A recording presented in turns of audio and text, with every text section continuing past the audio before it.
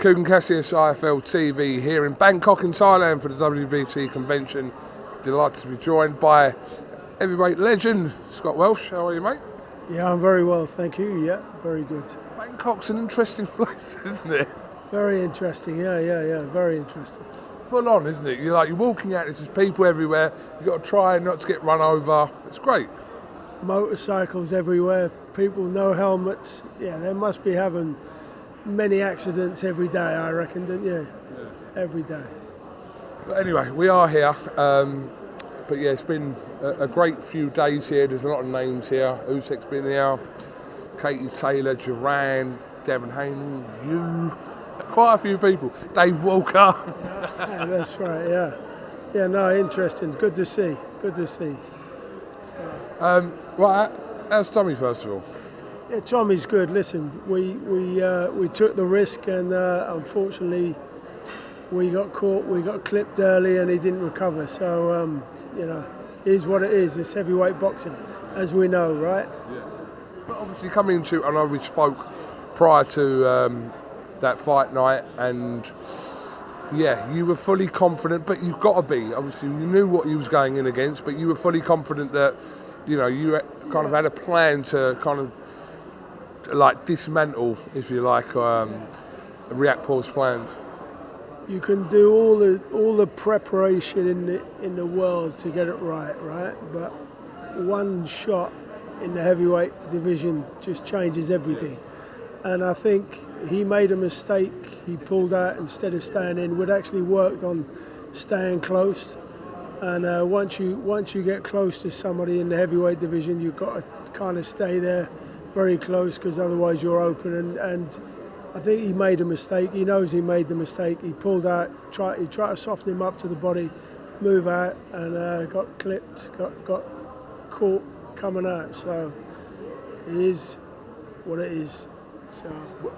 Sorry, Scott, we're at the back end, obviously, of 2025 now. So is it a case of kind of getting him out relatively early in the first quarter of 2026? Is that? Yeah, I mean, what we're going to do, we're going to regroup now. We're going to have a little chat afterwards. We've left it a few weeks now, a couple of weeks, and now we go back. When I come back from here, we'll see what the plan is and then put things in action. So, yeah. We shall look forward to that. I don't know how many meetings you've sat in over the last few days. The most interesting was the mandatory sitting today. Some quite interesting moves being made. I just want your reaction. I know you'll know the ones that I'm going to make reference to, but it's Halmer and Akoli being ordered. We know both of them have got fights coming up as well in the next sort of 6 weeks or so. Yeah, I think very interesting. You've got to see if that comes off, haven't we? We've got to see if it comes off. Yeah. So. Yeah, I think that's a fair comment, to be honest. Obviously, both have got fights, but we don't know whether it will actually happen. But I suppose this is to put them in a shop for Alexander Usyk's WBC title. So yeah. I mean, I think we're in a situation. I think the next year is going to be interesting, as you say. I think a lot of things are going to happen, and a lot of things are going to change, I believe. Next year is going to be interesting, it's very interesting. Terence Crawford has been stripped of his title due to some certain reasons about sanctions, etc., which is a bit of a mad situation, but it gives an opportunity to Hamza Shiraz and a Billy to contest that. Yeah, I mean, Hams is a hell of a fighter, so that's something to really look forward to. And if the belt's vacant, then I think he deserves to be the number one crack in there now. So yeah, definitely. And just the last one on this, the other interesting one is Whittaker and Buatsi. I mean, I don't know whether that would happen. I think that's probably more unlikely to happen, but interesting. Yeah, no, very interesting. Is he ready for that yet, Whittaker? Possibly, could be. Yeah, could be. So that's interesting as well, yeah. Yeah, it's all going off at the WBC convention here in Bangkok. Just before I let you go, Scott, I've just got to ask you about AJ and Jake Paul. I mean, speaking to all kinds of people this week and over the last week since it was announced for happening in December. Are you pro this or against this? Listen, I believe this. I believe that the boxing world is a changing world. I think, especially over the last kind of 4 or 5 years, a lot of stuff is happening. Do I think they should do this? Listen, there's so much money on the line that why wouldn't you? Why wouldn't you do it? Is it good for boxing? It's probably not good for boxing, but is it good for Jake Paul's fans who are boxing fans? I mean, the majority of people who you ask now who are their favourite boxers, believe it or not, Jake Paul comes up, KSI comes up. You know, these guys come up in an everyday thing with the youngsters. So who knows? I mean, they're getting more fans, it seems, than the AJs and the bigger ones. You know, I mean, I would never want to say that, but it's a changed world, right? It's an absolute changed world, and I think that it's important for us, obviously, not to get stuck from what was happening 20 years ago to what's happening now, because whether you want to call it influence of boxing, but ultimately money talks. We know that Anthony Joshua is not going into the ring with Jake Paul, regardless of however mismatch you believe it is, unless he's getting paid a ridiculous amount of money. We know that Joshua is getting paid a ridiculous amount of money, so... Absolutely. So that's what I mean. Why wouldn't you? Why wouldn't you take it?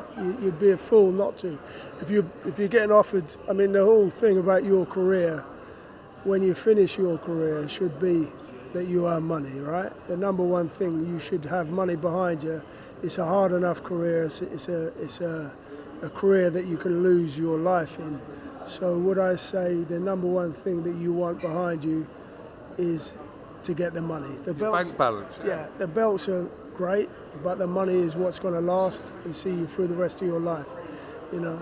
And ultimately, when you retire, no one really gives a fuck anyway, do they? So absolutely.